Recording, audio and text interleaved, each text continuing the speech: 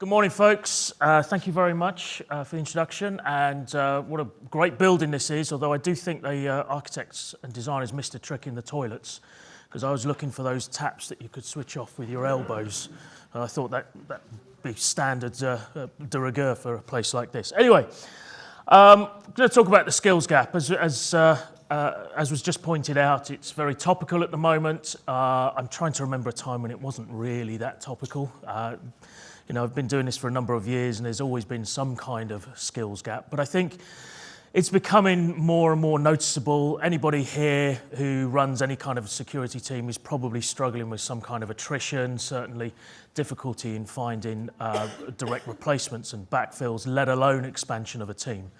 It's a challenge that I'm facing all the time, and trying to, over the last few years, trying to adjust the way that we look at this problem, rather than simply, pointing and shouting and saying that, there's a big issue here. We actually need to directly address it ourselves as a community. I'm obliged to provide a standard disclaimer, so I'm here on my own behalf, not my company's behalf, hence why I can put stupid GIFs on slides instead of corporate branding, so hopefully it'll make it a little bit more bearable as a result. And certainly not here, therefore, to sell anything, which is even better, so you can relax even more there. So I'm actually going to start the story, as it were, of skills gap and recruitment, and how we can address this with a couple of case studies, because I think that's probably the best way to look at different approaches to this. So I want to introduce you to Yelena Milosevic. So I came across Yelena last year. I think it was around about this time last year. And she was assigned to me as a rookie speaker at B-Sides London. Has anybody here been to or heard of B-Sides London? If you haven't, check it out. It's a fantastic community-driven conference. Tickets are free. I think there was about 800 to 900 people there last year. Very much grassroots upwards. You don't have to wear a tie there, which is also an advantage. If you do, you get asked for a job half the time, which might not be a bad thing. So they run a track, it's a rookie track, and it's trying to get aspiring speakers into the industry, because it's very difficult for somebody who's either new to the industry or quite young, fresh out of university, to actually stand up and present original ideas of their own. It's quite a challenge. So they assign aspiring rookie speakers to an experienced speaker, and Yelena was assigned to me. And we get about 2 or 3 months of to and fro to work on their presentations, work on their presentation skills, as well as the actual deck and what they're going to say and how they're going to say it. And she did very, very well, obviously, otherwise I wouldn't be talking about her. And her talk was on security in hospitals, in the healthcare system. And I think she's Slovenian, living in Holland, and she speaks Dutch as well, so therefore English was her third language. So, that's a big deal to stand up in front of a British audience in a British conference, to do that. And she absolutely nailed it. She went on and she's done a lot of other stuff. And if you look at her Twitter feed, for instance, you see a lot of standard things. She goes to a lot of conferences, she contributes, she talks to a lot of professionals, and she engages with them. And in fact, since that time, and this was only up to December last year actually, since that time she's spoken at all these events. She's spoken at 3 more this year, and she's been invited to speak at a conference in the USA this July. The name eludes me at the moment. Very successful, very, very much, sought after. And she even got named in a Register article. So, the Register's a pretty decent, production. I don't know if anybody else here had an article dedicated to what they've spoken about in the Register or something like that. Not many of us. We may have in our own sort of various industry publications, but within a couple of months of hitting the scene, she was on being referenced in the Register as somebody that the industry needs to speak to. Now, I've cleared out 2 words here, and I don't know if anybody would like to take a guess at what those 2 words were. I'll tell you what, audience participation sucks here. It's even better than that. She's a pediatric nurse. She's not an InfoSec professional, she's a pediatric nurse.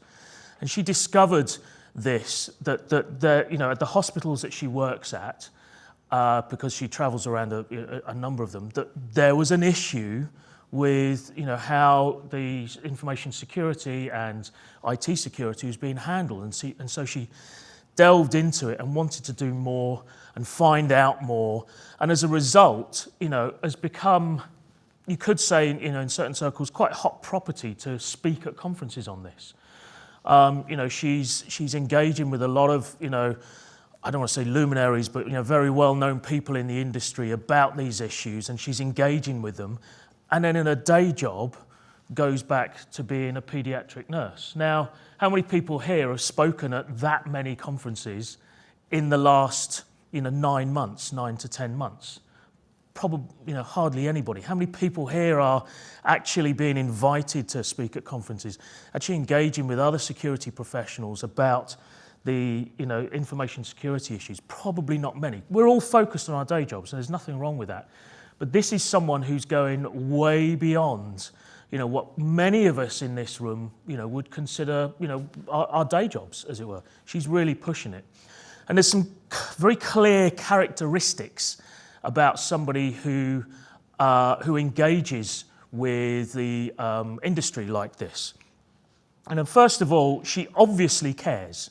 She obviously cares. I think that's part of the job description as being a nurse, in a sense, right? But she obviously cares about what it is that she's focused on in information security. She cared enough to actually do something about it. Secondly, she has huge amounts of energy on this.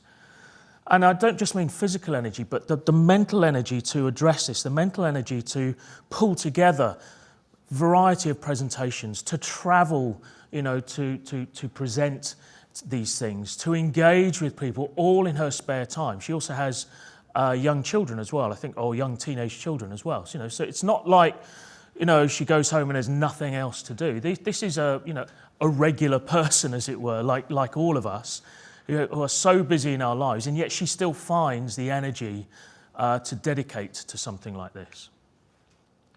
Thirdly, she's willing to sort of push herself outside of that initial comfort zone. Going to do her very first presentation in a field that she's not qualified in a language that's not even her first or second, in a different country. There's not many people here. I wouldn't do that. Crikey, no, not a chance. I'm not going to put myself on the line like that. She did. She pushed herself out because she felt it was important, because she cared, and because she had energy. And finally, she did all this because she has a passion. And that's almost the summation of everything we've just said. The passion to actually do something about a problem that she sees. When she sees an unlocked workstation at in a hospital or in an outpatient, and just thinks of the damage that can be done, or the data that could be lost. It's not like in the NHS, for instance. It's not like that's never happened before, right? With the recent ransomware attacks and things like that. I mean, and that wasn't even directed at the NHS. That was almost accidental. What if somebody actually was to really do something? So she's got a huge amount of passion about this. So I want to park, Yelena, put her to one side in your mind, but just remember some of those characteristics. And I want to talk about somebody else now, Lee Munson. Now, Lee Munson was, or still is, he runs a website called Security FAQs. He's been running it for a number of years. It's at its heyday, it was getting about 250,000 hits a day. A month, 250,000 hits a month, and he was actually making some, reasonable revenue out of the advertising. Symantec advertised on there directly, for instance. That was just one example he told me about. And he's quoted in a number of articles, etc., etc. But what was Lee's day job? Well, Lee was actually a night manager at Wilkinson's. For those that don't know Wilkinson's, it's the Woolworths replacement. And for those that don't know what Woolworths is, it's a shop that sells pretty much everything. It was, obviously at the lower end of the pay scale. He did this because, he's a single father. He was bringing up young children and he needed a job that was going to allow him to be flexible. And like all of us, when you get into a routine, that's what he did. He found, however, that some of his friends, because he tinkered with computers, some of his friends were coming to him 10 years ago with problems about viruses. And so he'd do a little bit of research and he'd tell them how to fix it. And they came back, and lots of other people came back. So he decided to build a website on it, build a blog. And then from the blog, it went from just advice and then more a little bit of, expanding views and a little bit of commentary and things like that. Great, fantastic. Wasn't paying his bills though, per se. It wasn't his day job. It wasn't something that was actually getting him where he wanted to be, And in fact, a good mutual friend of ours actually looked at his CV because he was talking to him and Lee said to him, I want to get into InfoSec. Well, send me your CV. That's the first step, right? Looked at his CV and said, well, you haven't got anything. Can't get you into the industry, right? You've not got the skills. You've not got what you don't have the experience. Bit of a catch-22. This is a very sort of senior guy. I don't know if anybody knows who this guy is. I think there's probably only one Irish InfoSec Hall of Fame winner, but he does know that I've put this up there, by the way. And so Lee was getting fairly despondent, to the point where he actually announced, okay, I've had enough. It's not paying the bills. I can't do this anymore. I'm closing down. I had a dream. I'm not going to do it. He received days of phone calls, hours of messages, thousands of tweets and emails and all that sort of thing. And he actually ended up not only doing a little bit of work for Brian Honan, but a little bit of work for a company called Sophos and a little bit of work for someone else, all around writing. This is fantastic, right? He was really good. He managed to get him back on. His website went live again and everybody was very happy, except he still couldn't get a job in InfoSec. It was, exactly the same thing every time.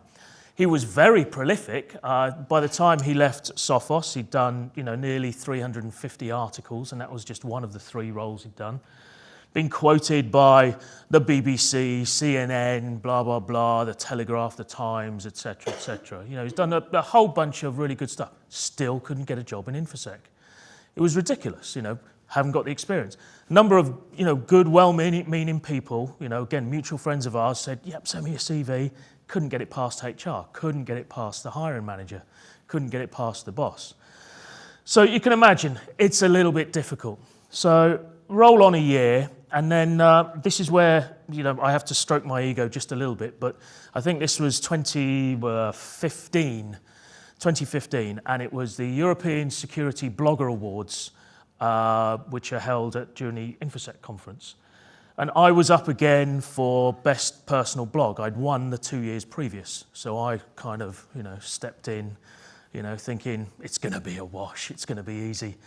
And I lost to Lee Munson. And it was great because actually I hadn't done much on the blog. It wasn't a surprise at all, really.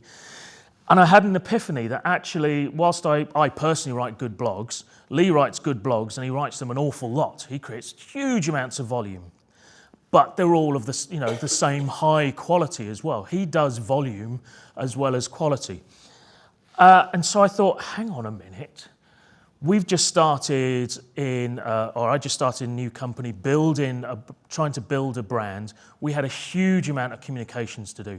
And I was writing them all, and it was painful. So I said to him, I think I might have a job for you. And 6 months later, thankfully, it came to fruition. And it wasn't just this, although he did turn out to be very good at making tea, I'm pleased to say, which is probably why he doesn't come into the office very often now. But he came in and he started as effectively a training and awareness person. He was writing my communications, he was writing posts, he was writing, global comms. He then got qualified in, or not qualified, he then started to work on ISO audits and risk assessments and things like that, and started to move on. And then he started to get involved in other work as well, getting involved in some business continuity work, incident management work, etc. And he's still with us today, so it's been best part of 2.5 years, and he's grown, etc. And then this same anonymous Irish InfoSec Hall of Fame winner actually, basically said what we all thought. We nearly lost, as an industry, we nearly lost a very talented and dedicated professional, someone who could really have contributed to our industry, because he just simply didn't have the right pieces of paper. How ridiculous is that? It's absurd. I mean, it's probably, it's not brain surgery, right? It's not something you need to be qualified to or people die. It's not like, it's not like being an airline pilot. We'll let you in because you collected toy planes as a kid and you've got a flight simulator. Off you go, take this plane to Malaga. It's not at this kind of level, that's not the sort of job that we're talking about. We're talking about somebody sitting in an office and writing and creating words and interpreting data, who can ask for help and grow whenever, as required. So he did subsequently become qualified. He became an ISO lead auditor.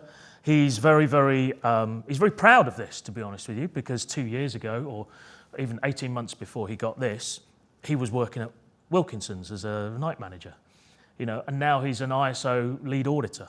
He's looking towards other certifications, not because we're demanding of it, but because he wants to learn and he wants to expand and he wants to become, a CISSP. He wants that knowledge. And, obviously, we're very supportive of that. And it's just a very good example of how somebody can come into a position not knowing, knowing a lot, but not the specific things that you need for the job, but actually provides more value than many people would very quickly. He's passionate, etc. In fact, he shares all the same characteristics as Yelena. He cares, he's got energy, he's still blogging, he's still writing. He was asked to the Houses of Parliament not so long ago to brief a minister on certain issues, for instance. I was like, well, they could have asked me, No, they wanted Lee. So he's still very influential, and he's still pushing his pushing himself. For instance, he hates public speaking. He gets visibly shaken. But we did a version of this in Ireland at IISP of this presentation.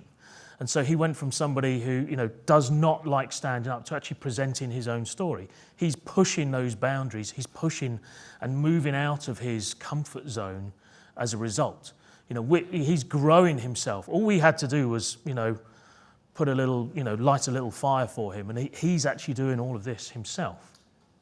And he's got passion without a shadow of a doubt. But there's other things as well that he exhibits, which I think are also important and things that we should look for in candidates.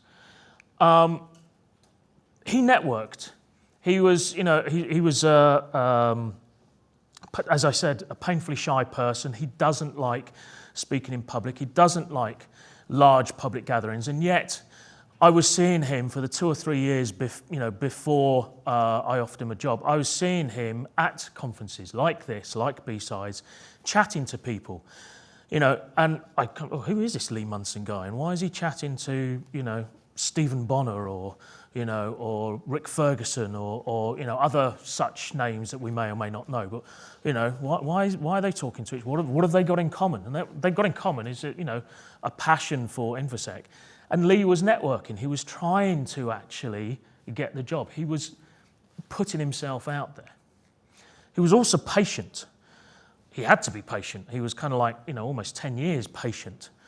Patient to the point where he ran out of patience and decided to call it a day until he was buoyed back up for another few years. But patience is important.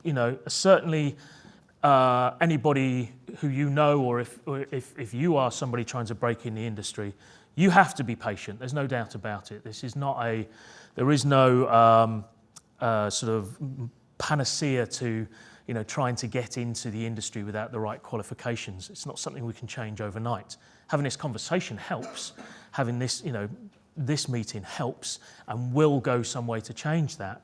But you still have to be patient. And he was patient to a fault almost. He also had knowledge. He decided he was going to build his own knowledge. He was going to build his website. He was going to learn more. He wasn't just going to do how to get rid of viruses. He was going to talk about encryption and cryptography. And then he was going to talk about risk. And then he was going to talk about something else. And so he expanded and he researched and he found things out. He didn't get anything on paper. He didn't get any paper accreditations for this. He got a good following. He got a huge following, both on Twitter and on his blog, etc. But he brought things to the table, as well. He brought skills that, although were not on the right pieces of paper or ticking the right boxes, he brought those skills with him. And finally, he was committed. And I don't know if anybody knows why there's a pig there when I say committed. Yeah? Okay. Bacon and eggs. So for those that don't, when you eat your breakfast and you have bacon and eggs, the hen was involved in your breakfast and the pig was committed in your breakfast. So, without wishing to liken, Lee to a little pig, I think the pig may be slightly better looking and cuter. But he was very, very committed. He wanted to do this. He was so engaged. It was all he did outside of his day job and his family. That was all he did. To the point where, when he joined, and we always have a little team, a few beers with a team, when a new team member joins, he said it was his first night out in about 3.5 years. It's like, blimey. He was a cheap date that night, I have to say, as a result. But yeah, he was committed. He really wanted to do this.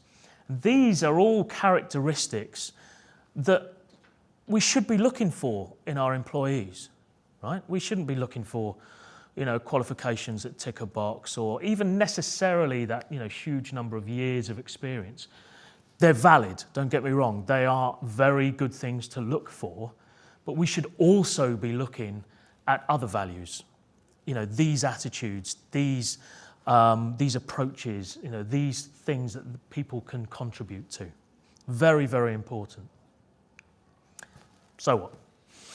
That's normally the question that that we all ask when somebody says, we really need to, here's something you should consider. So what? What does it mean for you? So does anybody in here actually recruiting at the moment? So a fair number, maybe 20%, something like that. It's tough, isn't it? It's really tough. Even when you engage, third parties and recruitment companies.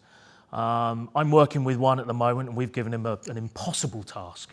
But we're still expecting good results, right? But it's really difficult to hire, even when you're using your own network, etc. Because normally you can't afford to pay the people you want for a start. And so you start to, you start to second guess yourself and either put hiring off for a number of months, which cripples everything else, and it means you can't deliver on time, etc., etc. We're all in that. Well, this is ultimately the position that we find ourselves in. Can anybody guess what he's doing? He's bridging the skills gap. Come on. I spent hours looking for that. And we're all trying to bridge this skills gap by, getting a contractor in. We'll get a contractor for 3 months, and then by which time we'll have found someone, and then 12 months later the contractor is still there, and it's like, well, we've just now spent all of our budget for this year and next year on our staffing, and we can't afford to hire anybody, etc. And we keep looking at ways to sort of bridge the skills gap through all of our traditional means and all of the, the normal approaches that we take, and it just doesn't work. And the thing I particularly like is this quote. Simon Sinek, he's a public speaker. I think he's a TED talker, whatever, if that's a job qualification, I don't know, motivational speaker maybe. But I think, job description aside, I think what he says is hugely important here. We don't want to hire, or we don't need to hire skilled people all the time and then try and motivate them. We need to hire the motivated people and then inspire them, and then they go on and do even more stuff. Yes, the ramp up to getting them to full readiness might be slightly longer, but actually they're going to be more effective, over the sort of medium to longer term than somebody who you just get in for the skills and is there for the money and will be gone in 2 years because they've been offered more money for the same job somewhere else, or they go off contracting, or whatever. You want somebody who's got a real passion for what you do, but you have to inspire them. You have to give them the environment in which they can grow. And, like I say, that only works with people who have all of those values that we spoke of before, not those who are just in it for the money, or just in it because it sounds cool, or just in it because they kind of fell into it through, various roles and it's, hey, this is what I'm doing next. And that's really important. And there's more of these people out there than there are the ones with the qualifications, the ones with the ticks in the boxes. Far more of these people. So some of you may be thinking, well, that's a big chance to take. I run a multi-million, billion-dollar company. I secure the network from nation-state actors and blah blah blah, all that sort of thing. That's a big chance to take, isn't it? Well, actually, no, I don't think it is. I don't think it's a chance you have to take. And I'm also not saying you have to stop your traditional recruiting to get them in, but I think you can supplement by getting people in from different areas. I was chatting to somebody the other day. He used to work at Raytheon, and he ran the sort of threat intelligence, red team, penetration testing, etc. So his best red teamer was somebody who studied psychology at university and had never got into any kind of technical job until this one. He was bumming around doing all sorts. But actually the things he brought to the table, the thinking, his approach, and the way he dealt with problems, the way he worked around things, made him the most effective, red team tester in his team. Now that's not a traditional route into red teaming at all. So actually, and I think this image sums up on both sides here. One is we have to, as employers, we have to sort of remove the blinkers, the walled corridor that we're walking down, and start looking much, much wider than we currently are. That means working with HR. Don't fall into the trap. I was chatting to a friend yesterday who espouses very, very similar things to me, and then he was sent an email from somebody who found jobs that he was advertising on his company website, and HR had plastered on the bottom, must have CISP, must have degree, must have etc. Who was like, well, what was the point in that? That's exactly what he didn't want. But for the HR recruitment folks, that was the standard template. We have to engage with HR to remove those kinds of barriers. We actually have to convince, whoever it is, our managers, our leaders, our organisations, that actually this is the right way to go to build a fully rounded and more adjusted and actually more agile and flexible security organisation. The other way I look at this as well is, when I think of Yelena and Lee, for instance, this opens up, a whole world of opportunities for them, and for people like Lee and for others as well. People who've come from other industries. I was approached on LinkedIn just a couple of days ago by somebody who'd just left the police force and was asking randomly, what qualification should I go for, etc., etc. And you look through his CV and you think, he'd make the best auditor in the world. I mean, the guy knows interrogation techniques, through and through. Good auditor, bad auditor would be fantastic, right? We'd get the answers. But he'd also done, threat intelligence, as part of the police force. He'd also, the gathering and the collation and curating of intelligence, etc. You think, and this is a guy who probably would not pass interview. He's having to go through, he's done an Open University course, he's now studying for his CISP, he's now going to do this, etc. Well, obviously I asked him for his CV since we're hiring, but, asking me what certifications, that's quite a sad state of affairs for our industry when somebody who is so qualified to do this, sure, he might have a few edges that we need to knock off him, etc. But so qualified, but he feels the only way he can get in is by taking an exam. Doesn't seem right in an industry like ours that actually needs people across the entire spectrum of capabilities. And I think the key, one thing that we have to remember, who here had a CISP within 5 years of, becoming a security professional, or had a qualification, or has done a computer security degree when they started their profession in InfoSec? None of us. Oh, okay, it's always one. Two, I don't like you two. Oh, come on. You can't now start. No, okay, but if you've been in the industry for a long time, those qualifications didn't exist, or they just weren't so well known. There was no computer security degree, etc. We came in this way. My degree's in industrial relations and personnel management, for goodness sake. I didn't even do very well in it either. But we came into it this way. Why can't we encourage others to come into it this way as well?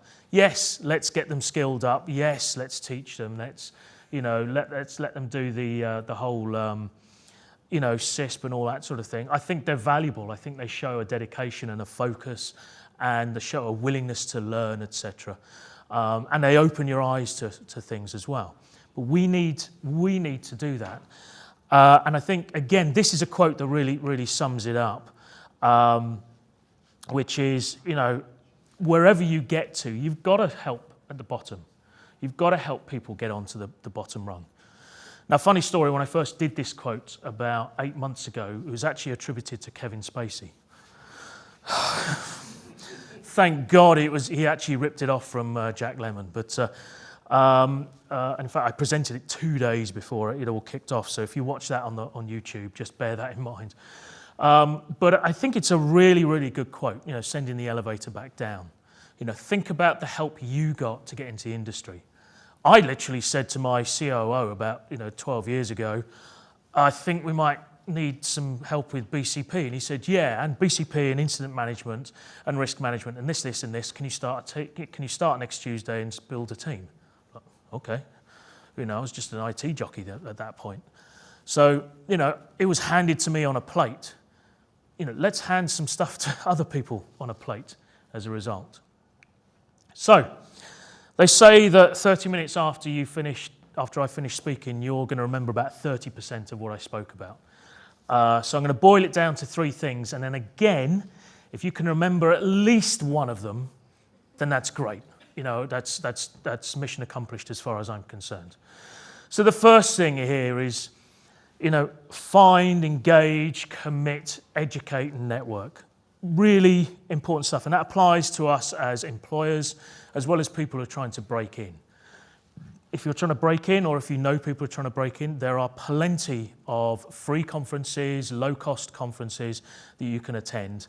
Lots of, some companies, for instance, one runs a thing I think it's the last Tuesday of every month, they open up their small sort of loft office and they invite a speaker, and you get fed and watered for free as well. So,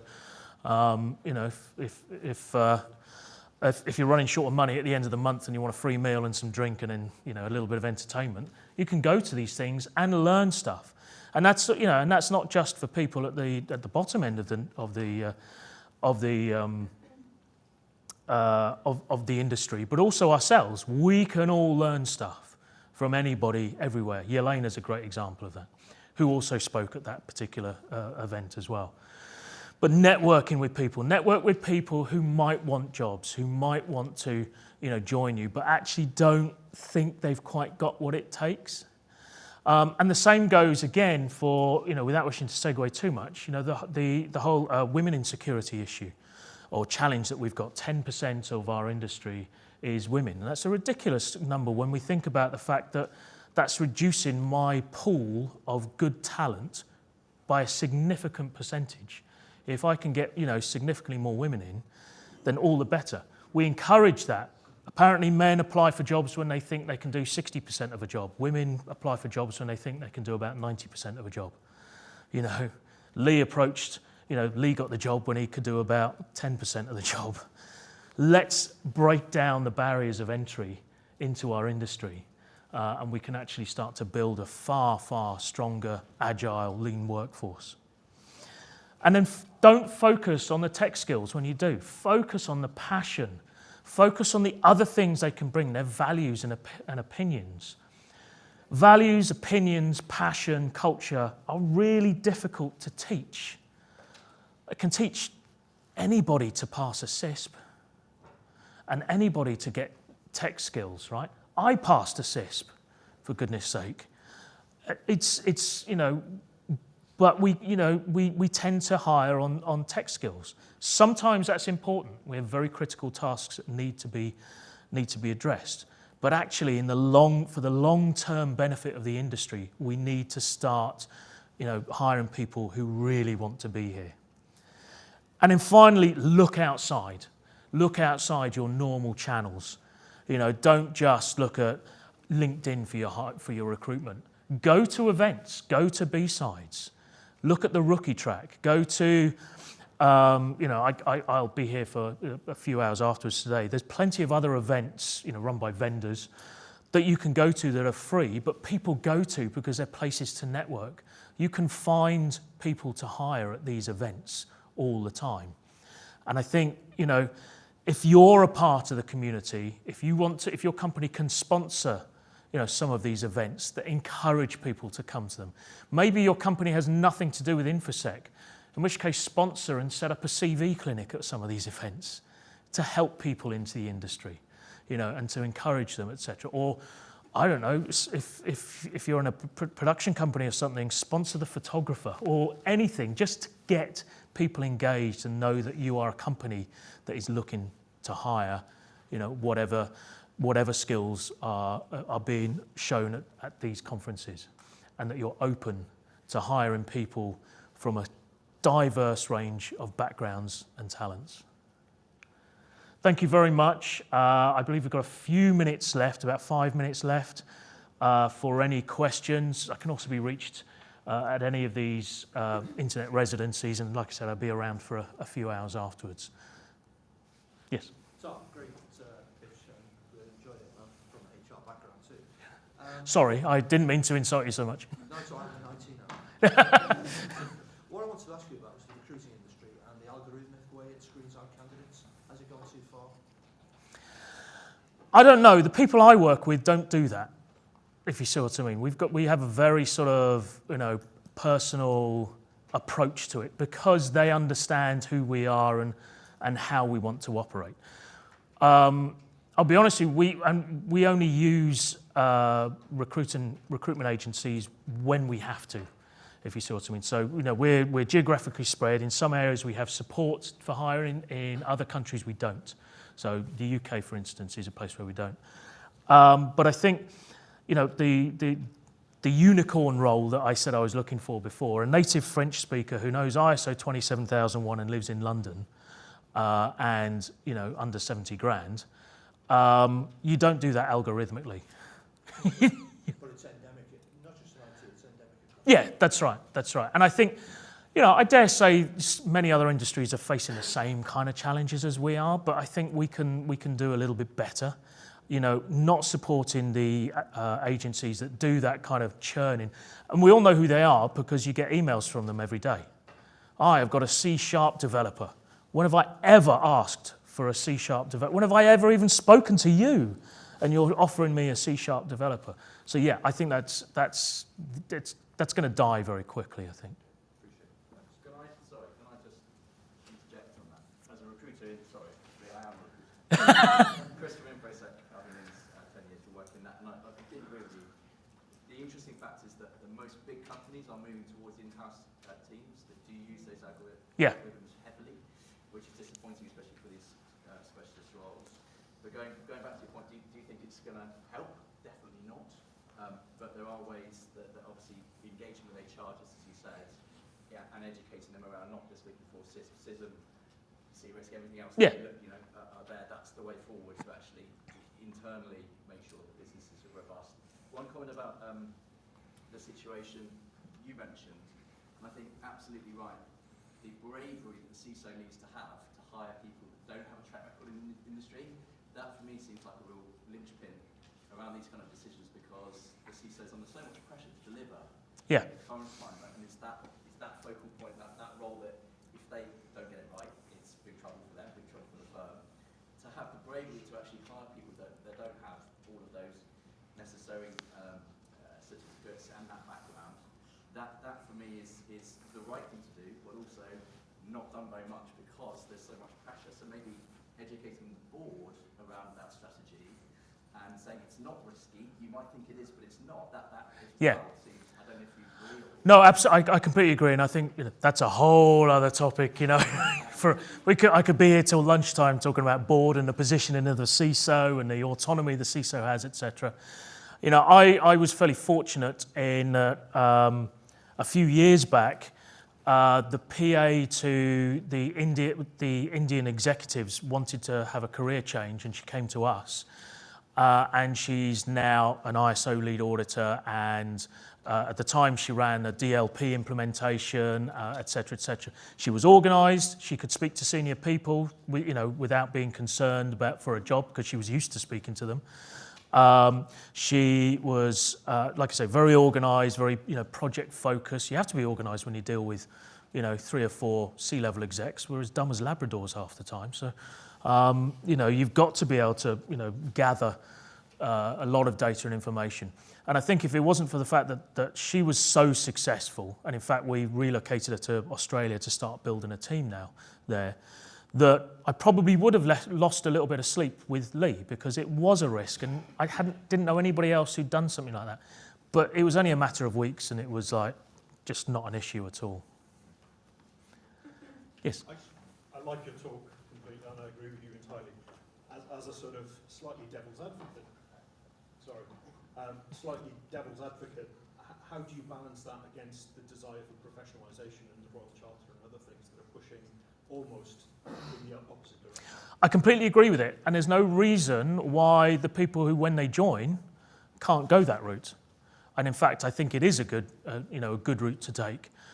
I know the BCS are here as well. I'm I can't remember what it is now. An FBCS CITP with them, and I think it's important.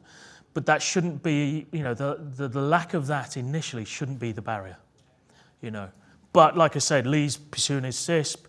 I know Altea in Australia has got a CISM, is now going towards a C-risk, etc. Great. That's not what I hired them to do, as it were. That wasn't okay, you must get this within 6 months. But I'm very supportive of that, because actually it is about professionalisation and code of ethics and all that sort of stuff. I believe we've got about 1 minute left. Or a wrap up. One last question then, thank you. Do you think that all companies have an important role to play in encouraging people at the bottom end, so coming out of school potentially in traineeships and apprenticeships, not necessarily coming out as graduates? Yeah, absolutely. And I think there's a lot of companies, the big five, or there were the big five when I was around back then, big four, three, I can't remember. They keep merging. A lot of them have stopped, the need for a degree to become, to get onto their graduate scheme, if you see what I mean, because they're looking for other skills. Same goes with us, there's lots of good security courses out there now, for instance, which are very valid and very valuable and will help people get in. But I don't see that should be a prerequisite. It's about passion, etc. Yeah, Lee's like my age. He doesn't have a degree, because he just wasn't a career path he chose. But that wasn't a barrier to getting him in, if you see what I mean. So, yeah, I think we need to be far more inclusive and break down the barriers.